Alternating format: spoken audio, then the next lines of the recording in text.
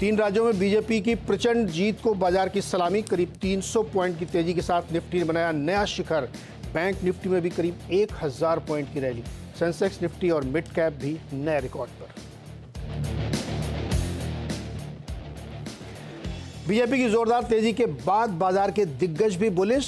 वाइटो capital के प्रशांत खेमका की राय, financial capital, goods और पावर सेक्टर में बड़े मौके। कोटक एएमसी के MD and CEO Nilesh Shah ने कहा, आगे लार्ज कैप में ज्यादा तेजी संभव।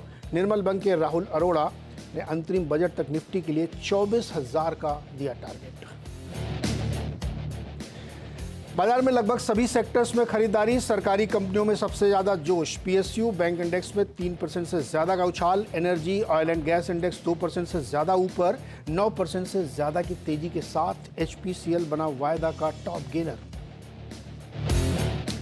अडानी ग्रुप की कंपनियों में भी रौनक। अडानी ग्रीन करीब 8% उछला। अडानी इंटरप्राइजेज, अडानी पावर 6% से ज्यादा ऊपर। अडानी एनर्जी और अडानी टोटल में भी 5% की तेजी। मार्च में फेड के ब्याज दरों में कटौती की उम्मीद से सोना रिकॉर्ड ऊंचाई पर। कॉमेक्स पर भाव $2150 के करीब। वहीं एमसीएक्स पर फरवरी वायदा 64,000 के शिखर को छुआ। और आज से शुरू हो रहा है संसद का शीतकालीन सत्र। 22 दिसंबर तक चलेगी कार्यवाही। पेश किए जा सकते हैं 19 बिल। पीएम मोदी ने कहा, 4 राज्यों के नतीजे देश के भविष्य को समर्पित। विपक्ष से पॉजिटिव रुख अपनाने की अपील।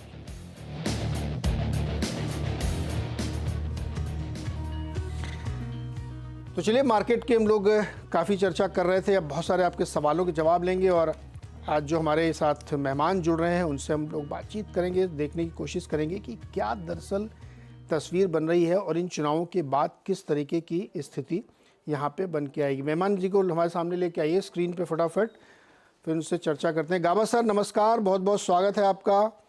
और ट्रिपल सेंचुरी मारने के बाद बाजार थोड़ा सा भी रिलैक्स कर रहा है। अब यहाँ से सर आगे की रैली क्या है और आज क्या करना चाहिए? थैंक यू, शुक्रिया, कॉन्ग्रेचुलेशन आपको भी। इतना अच्छा बार मिला है निफ्टी और बैंक निफ्टी में, वाकई में तेजी है और ये एक थम्स अप है। गैप्स मिले, एक पहला गैप मिला है निफ्टी में 20,000 के बाद जब निकला था, अब सेकंड गैप निकला है आज। लगता है ये अप मूव ऑन है। इस मार्केट में शॉर्ट नहीं होना सकता, लेकिन एक ही दिक्कत है कि इंट्राडे में थोड़ी दिक्कत होगी। तो नजरिया थोड़ा बड़ा देना चाहिए। आज का सोचिए, आज लेना है तो कल परसों का सोचिए, तब जाके आपको स्विंग ट्रेडिंग का पैसा बनेगा। इंट्राडे में थोड़ी दिक्कत आ सकती है, कभी कभी मोमेंटम में का पैसा निकल जाएगा, लेकिन वो एक प्रूवन मेथड नहीं है।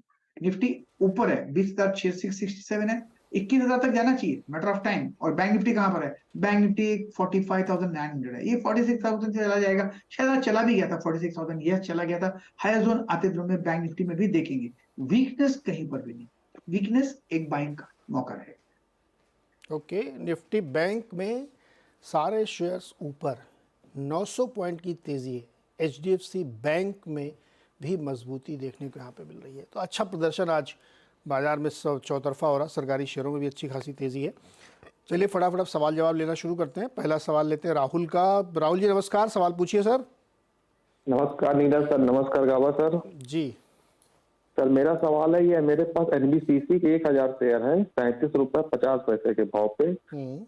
और दूसरा है द्वारकेश शुगर 330 शेयर 91 रुपए के भाव पे। तो इस पे हमको इसका टारगेट और व्यू बताए सर। आप ट्रेडर हैं कि निवेशक? निवेशक में ट्रेडर भी, जैसा मौका मिला वैसा निपटा दिया है ना। हाँ हाँ हाँ। ओके, तो अभी द्वारकेश में तो आपको निपटाने का मौका नहीं मिल रहा, लेकिन एनबीसीसी ठीक ठाक है। गाबा सर बताइए, दोनों में क्या करना चाहिए? ये एक्चुअली क्या होता है, इनवॉलेंट्री इन्वेस्टर कह सकते हैं, नया नाम दे देना चाहिए। हाँ। ले लिया हमने ट्रेडिंग के लिए, अगर नहीं चला तो कोई बात नहीं, इन्वेस्टर बन जाते हैं इनवॉलेंट्री। द्वारकेश शुगर अब होल्ड करना चाहिए, 90 पर ट्रेड कर रहा है, लगता है कि 120 तक जाएगा, क्योंकि बहुत ही स्ट्रॉन्ग सपोर्ट है द्वारकेश शुगर में, करीब 85 के आसपास है और रेंज के आसपास ही चल रहा है। तो मेरे ख्याल से एक होल्ड ही बनता है। और दूसरा आपने कहा एनबीसीसी। एनबीसीसी एक बढ़िया मूव मिला है, I think up move on है। अगर करेक्शन आता है तो घबराना नहीं चाहिए, एक बाइंग का मौका रहेगा, क्योंकि अप ट्रेंड स्टिल इंटेक्ट है। 78 के आसपास ट्रेड करा है एनबीसीसी। नेक्स्ट लॉजिकल टारगेट मेरे ख्याल से 100 का होना चाहिए, लेकिन उसे वक्त लगेगा। 100 का नजर हो और आहिस्ता आहिस्ता ट्रेड कर सकते हैं। डिप्स बायबल है, स्ट्रॉन्ग सपोर्ट जोन एनबीसीसी में 70 के हैं। ओके, तो 70 का स्टॉप लॉस मान लें और 100 का यस, टारगेट। बिल्कुल कर सकते हैं अगर चाहिए तो। एक्चुअली मैं होता तो स्टॉप लॉस नहीं लगाता। अब मार्केट में इतना अच्छा थम्स अप मिला है और एनबीसी लगता है 100 तक जाएगा, तो स्टॉप लॉस क्यों लगाना अपने आप को। न मत लगाओ भैया, सरकारी कंपनी आजकल बहुत बढ़िया प्रदर्शन भी कर रही हैं, तो आप घबराओ मत। आप तो वैसे भी 37 रुपये में लेके बैठे हो, तो 100 का इंतजार करो, थोड़ा समय दो, बढ़िया पैसा बनेगा इसमें। अगला सवाल है योगेश अग्रवाल का, देहरादून से। योगेश जी नमस्कार, पूछिए सवाल सर। नमस्कार सर, मेरे पास मझगांव डॉक है 80 शेयर्स और 2279 के एवरेज में। भाई गॉड, बहुत ऊपर लिया है आपने। हाँ हाँ, बताओ क्या करा जाए। अभी सर 1 साल का होल्ड कर सकता हूँ मैं। 1 साल तक होल्ड कर सकते हैं। हाँ जी। कहा सर क्या किया जाए, इन्होंने 2280 पे लिया है मझगांव डॉक। स्टॉक स्टॉक का नाम बताएंगे please. Mazagon dock. Mazagon dock. बस nothing to worry Mazagon dock. क्या घबराना मझगांव डॉक में। अभी आत्मनिर्भर भारत ट्रेड कर रहा है 2034 में। ये आप बाय एंड होल्ड कीजिए, थोड़ा वक्त और दीजिए। हो सकता है अभी साइडवेज जोन पर है, हो सकता है थोड़ा और वक्त लगे साइडवेज में, लेकिन घबराने की बात नहीं। स्टॉक में 2500 हमने रिसेंट देखा था है, वो पार कर लेगा। हो सकता है 3000 की तरफ जाएगा, लेकिन उसे वक्त लगेगा। तो medium term to long term के लिए होल्ड है Mazagon docks. Okay, medium to long term के लिए होल्ड करिए भाई। सरकारी कंपनियों में बहुत फ्लेवर है, रुक रुक के चलते हैं, थोड़ा कंसोलिडेशन लेकिन फिर चलते हैं वहाँ से। अगला सवाल है धर्मेश दत्तानी का, पोरबंदर सिटी गुजरात से। धर्मेश जी नमस्कार। नमस्कार सर। बताइए सर। सर मेरे पास इंडियन टूरिज्म फाइनेंस के 600 शेयर होल्डिंग है 115 के भाव पे। होल्ड करना चाहिए या सेल करना चाहिए सर? टूरिज्म फाइनेंस कॉरपोरेशन गावा सर। हाँ सर। अच्छा कि आपने टूरिज्म फाइनेंस बोल दिया। मैं इंडियन टूरिज्म देख रहा था, मुझे मिल नहीं रहा था, लेकिन अप मूव ऑन है टूरिज्म फाइनेंस में। ट्रेड करा 108 में। चार्ट स्ट्रक्चर बढ़िया है। 100 एक स्ट्रॉन्ग सपोर्ट जोन है, घबराना नहीं चाहिए, होल्ड करना चाहिए। मेरे ख्याल से हाईएस्ट जोन देखेंगे आते दिनों में। इट्स गुड स्टॉक, बिल्कुल होल्ड है। आते दिनों में शायद 130 से 140 भी जा सकता है। ओके, 130 140 के टारगेट इसमें अचीव हो सकते हैं। गावा सर कोई स्टॉप लॉस लगाना है इसमें? 100 एक साइकोलॉजिकल सपोर्ट है, उसके नीचे लगा सकते हैं। ठीक है, तो 100 के आसपास स्टॉप लॉस भी ध्यान रखिएगा। अगला सवाल है धनंजय सिंह का, दिल्ली से हमारे साथ जुड़ रहे हैं। धनंजय जी नमस्कार, पूछिए सवाल सर। नमस्कार सर। जी। सर 25 ग्लैंड फार्मा 980 में लिए मैंने, और 125 चंबल फर्टिलाइजर लिए हैं 293 में, और 100 अमारा राजा भी है 630 रुपए में। ओके, फटाफट लेते हैं। गावा सर पहले ग्लैंड फार्मा 980 पे लिया है। ग्लैंड फार्मा 980 में लिया है। तो ग्लैंड मेरे ख्याल से होल्ड करना चाहिए। 1700 1800 के आसपास ट्रेड कर रहा है, ये 2500 तक जाए। काफी अपमूव है यहाँ पर, लेकिन उसे वक्त लगेगा। 1750 1500 में स्ट्रॉन्ग सपोर्ट है। सेटअप के हिसाब से 2500, नियर टर्म में 2000। तो yes, gland pharma is okay. दूसरा बताया कौन सा आपने? अच्छा, दूसरा है चंबल फर्टिलाइजर 293 पे लिया है। ये स्टॉक भी बढ़िया है। चंबल फर्टिलाइजर बहुत बढ़िया बेस बना हुआ है, करीब 300 के आसपास। 350 400 ये जोन है, मेरे ख्याल से वहां तक जाना चाहिए। और तीसरा कौन सा बताया? तीसरा अमारा राजा 630 पर। अमर राजा बैटरी तो बढ़िया कंपनी है मेरे ख्याल से। इसका मैं चार्ट निकाल लेता हूँ अमर राजा का। AMA अमर राजा बैटरी मिल जाता है? नहीं, इसका नाम कुछ चेंज हुआ है क्या? हाँ, अमारा राजा वो बैटरी के बजाय एनर्जी हो गया है। Amara Raja energy and mobility limited. अमरा में नहीं आ रहा है मेरे पास, अमरा में नहीं आता है। सर नंबर बताता हूँ मैं आपको। हाँ, 500008।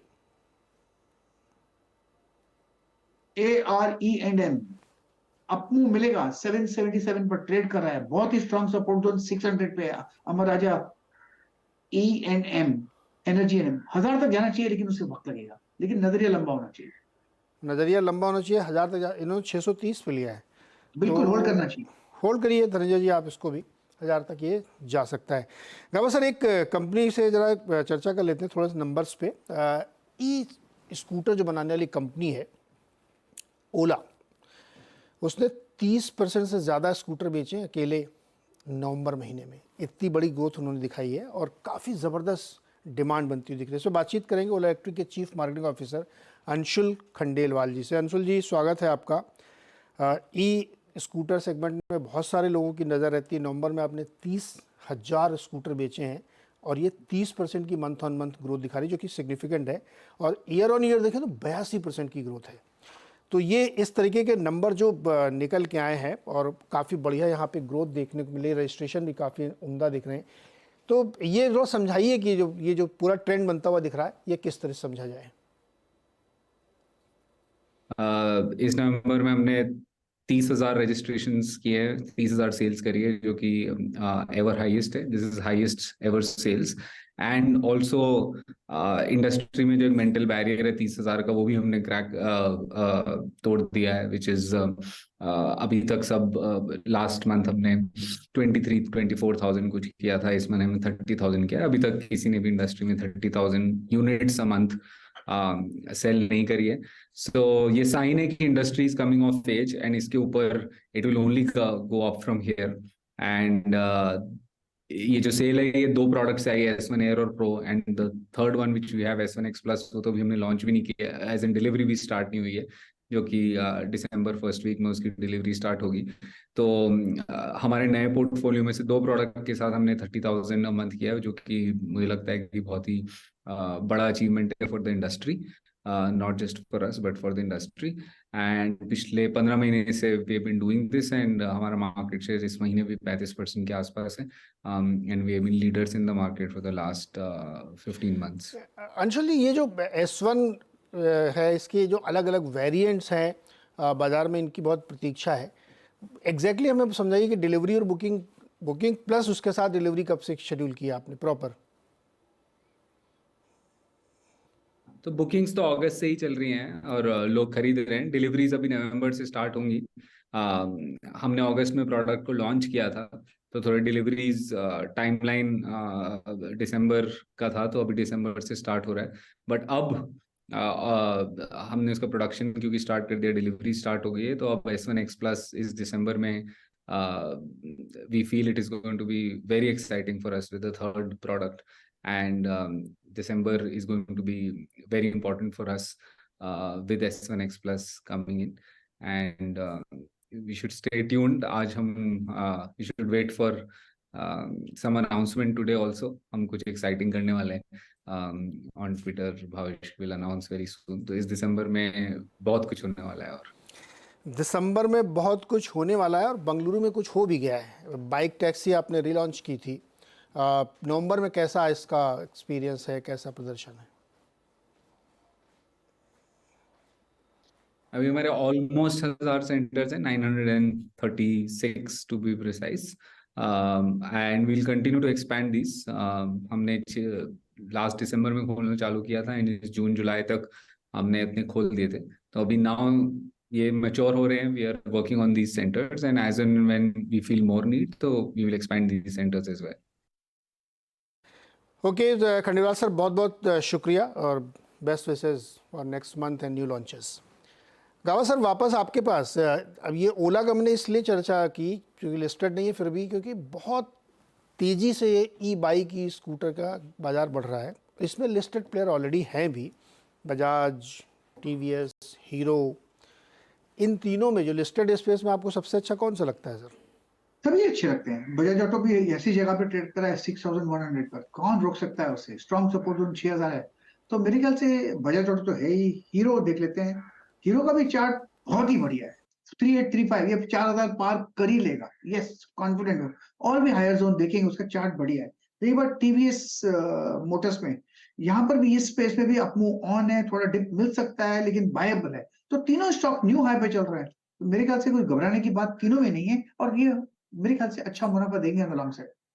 ओके, रूरल रिवाइवल के संकेत मान सकते हैं आप इनको। 2 व्हीलर में इस तरह की तेज़ी है और 4 व्हीलर उतना अच्छा प्रदर्शन अब नहीं कर रहे हैं स्टॉक वाइज। एनीवे, अगला सवाल लेते हैं। संतोष गुप्ता मेरठ से हमारे साथ जुड़ रहे हैं। संतोष जी नमस्कार, पूछिए सवाल सर। नमस्कार सर जी। JP पावर का ₹2.80 पे 1000 शेयर है मेरे पास, और मैं इसे 5 से 10 साल रख सकता हूँ। तो मैं ये चाहता हूँ कि क्या इसे रखा जा सकता है या नहीं? गावा सर, ट्रैक करते हैं अभी JP पावर ₹2.80 लिया और ये हो गया ₹12.85। पैसा तो काफी बन गया इनका। मैं JP पावर को ट्रैक नहीं करता, लेकिन अब आपने जब बताया तो मैंने चार्ट देखा। इसके हिसाब से 9.5 रुपए में एक बहुत बढ़िया ब्रेकआउट मिला। मेरे हिसाब से ये बॉटम आउट हो चुका। अब इनका नजरिया अगर लंबा है, लॉन्ग टर्म का, तो बिल्कुल लेना चाहिए, लेकिन फिर लेने के बाद आज कल में ही देखना चाहिए अभी क्यों हुआ, 10 मिनट के बाद देखिए क्या हुआ, एक दिन के बाद देखिए वैसा नहीं होगा। थोड़ा रखड़ाएगा भी, लेकिन अब नीचे भी आएगा तो ऊपर जाने के लिए आएगा। तो ये स्टॉक जेपी पावर में मेरे ख्याल से ध्यान देना चाहिए on the long side. Okay Santosh ji 1000 share लिए थे आपने? जी सर। होल्ड करो ना, फिर आराम से होल्ड कीजिए, होल्ड आज कीजिए। 2 रुपये 80 पैसे मिला, थोड़ा बड़ी क्वांटिटी लेते, देखिए कितना बढ़ गया, 5 गुना हो गया। खैर चलो, अब राइड करो इस रैली को आप, बढ़िया है, अच्छा पैसा बनेगा आपका। गाबा साहब 2-3 स्टॉक है जहाँ पे मुझे आपकी राय चाहिए। ऑयल मार्केटिंग कंपनीज में बहुत बड़ी तेज़ी बन रही है। HPCL देखिए आप, BPCL देखिए आप, इंडियन ऑयल कॉरपोरेशन। HPCL तो टॉप गेनर है वायदा का आज। इन तीनों में आपको बेस्ट स्टॉक कौन सा लगता है अगर OMC में प्ले करना है तो? देखो 374 पे ट्रेड करा है HPCL, बहुत बढ़िया ब्रेकआउट मिला है करीब 310 के आसपास। अप मूव ऑन है, ये 400 पार कर लेगा, 450 भी जा सकता है, मैटर ऑफ टाइम। रही बात BPCL की, इसमें भी वैसा ही है, 500 पार कर ही लेगा, ट्रेड करा है 457, यहाँ से 50 रुपए की तेजी है, स्ट्रेंथ है। इंडियन ऑयल, ये चार्ट देख लेता हूँ मैं इंडियन ऑयल का। इंडियन ऑयल में भी एक अप मूव है, 116 है, 140 150 जाएगा। अगर तीनों में से मुझे सिर्फ एक चुनना हो तो मैं इंडियन ऑयल पकड़ूंगा। तीनों में से एक चुनना तो इंडियन ऑयल पकड़ेंगे। 117 रुपये का इंडियन ऑयल हो गया, 5% आज ऊपर है। लगातार इसमें बाइंग देखने को मिल रही है। गाबा जी डेल्टा कॉर्प में क्या करेंगे? पिछले दिनों उन्होंने पेनिनसुला लैंड में कुछ निवेश किया था, उसके बाद स्टॉक 2-3 दिन चला, आज 5% नीचे।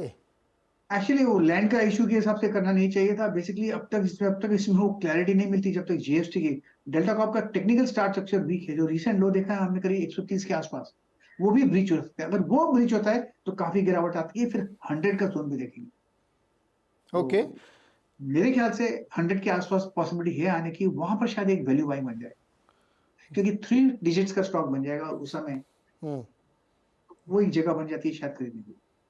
ओके, ये हो सकता है। गाबा जी मन्नापुरम फाइनेंस 168 पे पहुंच गया, आज 4% ऊपर है, अच्छी मजबूती इसमें भी देखने को मिल रही है।